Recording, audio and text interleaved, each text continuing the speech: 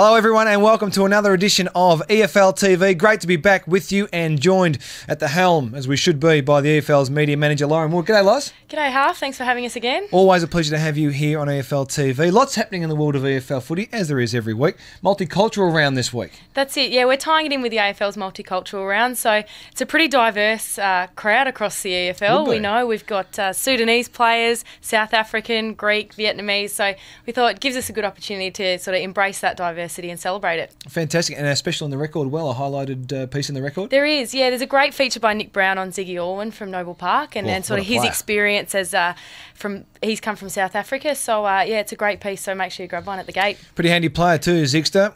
Afternoon if you're listening. The Blood Oath, how's that going at EFL clubs? It is. We are absolutely killing it with the Blood Oath at the moment. We've got 4 sides inside the top 10 at the moment. Great. So, yeah, absolutely flying. There's 2 weeks down and 2 weeks to go. So make sure you jump online, take the Blood Oath and nominate your club, and they could be in the running for 30 grand.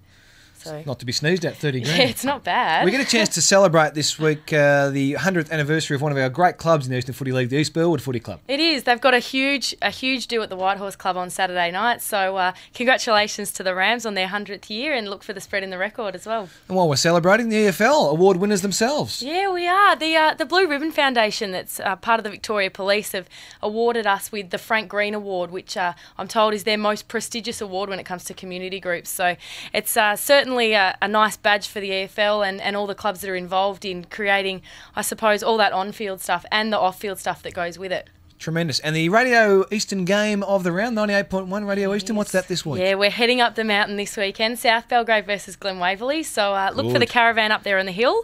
If you're not at the ground, though, make sure you tune in to 98.1. We've also got it streamed live through the website. So no matter where you are, you should be able to catch it. Plenty of ways to access. We'll talk about that with Sean Kelly a little bit later on. Not sure where Ben Waterworth is this week. And before I let you go, the forum's been on fire recently. It has. There's been some great talk. I've got to say, personally, I loved the Happiest Football Memory thread that started up. So did you start that? Yeah, it wasn't me. No, I'm not too sure who that was. Pert Gary, whoever he is. So if you're ever out there, make sure you come and say g'day. But yeah, it's absolutely firing at the moment, and yeah, we certainly love it. So if there's anyone out there that wants to ever discuss anything that we talk about on EFL TV, feel free to jump on. We're happy to respond to any questions you might have or anything that we cover. You can find the forum easily at efl.org, and you'll have a great time with that. Lauren, was it efl.org.au? It is, yeah, the all-new website, so you'll find the forum on the homepage and your mug from EFL TV on the homepage, yeah. Outstanding. Great to have you back. We'll see you next week. Yep, nice to see you. Thanks.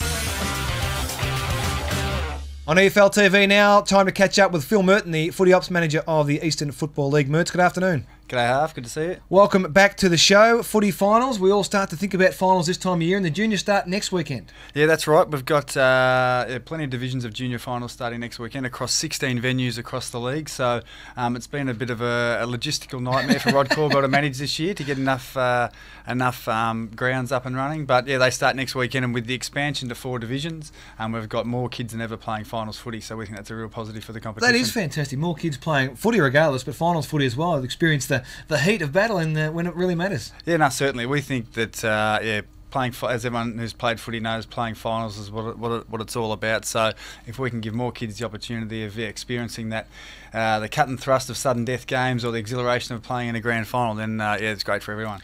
Where are these games going to be played, Mertz, these junior finals? Right across the eastern suburbs. So there's 16 venues. So if you get on the AFL website, there'll be some information there about where the grounds are going to be.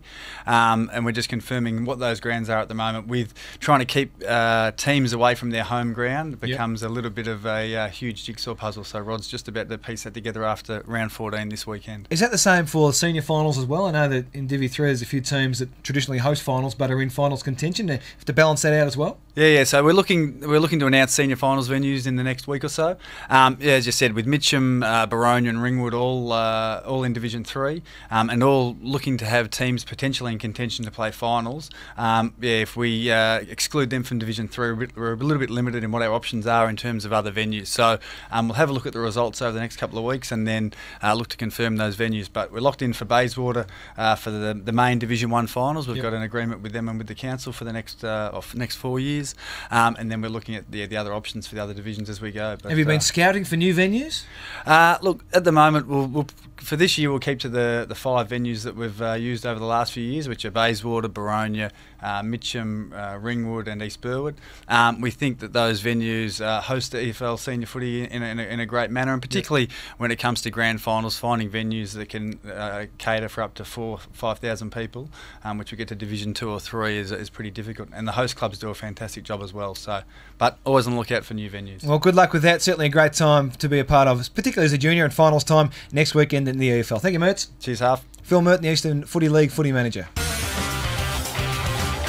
Time now to talk some actual footy action, and we welcome back to EFL TV Sean Kelly, the main man of the EFL media team. We get rid of that pesky Ben Waterworth. G'day, Sean. Welcome back. G'day, Half. Thanks for having me, mate. What happened to his exclusive last week? The O'Keefe not playing exclusive from Benny. Yeah, not sure with that one. I'm steering clear of the EFL TV exclusives this week. He said that Nathan O'Keefe from Lilydale will be out most of the season. Unfortunately, played last week, kicked 4 at half time. So we might just throw the EFL TV exclusives in the bin for a week or so. It's funny because it's not me. It is. As we look at the highlighted games from each division in the EFL this week, and Division 1, I'm involved. Bournemouth and East Ringwood. You are indeed. Huge game for both sides, of course. East Ringwood, 7 consecutive losses now.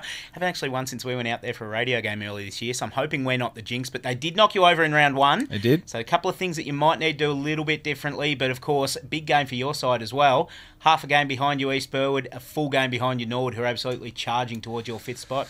We're going to do plenty differently. Don't worry about that after the last couple of weeks, and we're trying to rectify that against the Kangaroos, or the Roos. But they were good in round 1. I haven't seen much of them since, but the DVD's coming my way. Very good. Division 2, we see Bayswater take on Murrelbach. Important game, this one, for the Barkers. It is indeed. This is basically their last chance for the season. If they don't win this one, that's season over. If they do, they're right back in this one with a hunt, but it's going to be hard up against a Bayswater side. They're in pretty good nick at the moment.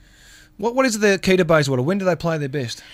Look, probably when they're able to play their own running style of game. They've got a very free-flowing game, a lot of running plays through the midfield. Of course, their coach, Bernie Deneen, one of the AFL legends, just absolutely gets things going through that midfield. And they don't really have too many key options up forward. Matt Hayhurst's a Collingwood 6-footer at full forward, so very hard to match up on, but they rely a lot on their running players, as in many ways do Murrelbach. Obviously, they've got Kide Talevski, who's the leading goal kicker in Division 2 up forward, but rely a lot on their midfield, obviously, to get the ball down to him. It's going to be a beauty. Divi 3 sees two of my old boys, my old teammates, Adam Bester and Brett Moore, going head-to-head, 1v2, North Ringwood taking on Doncaster. It is indeed. Huge game again. A lot of people predicting this is the grand final preview in Division 3. Of course, probably the best two sides over the last 18 months, but not much to show for it. Doncaster need this win. They've got Boronia right up there, Ginger, only half a game behind them, looking for that second spot on the ladder. So, double chance on the line, but it doesn't get easy because North Ringwood, of course, haven't lost a game yet.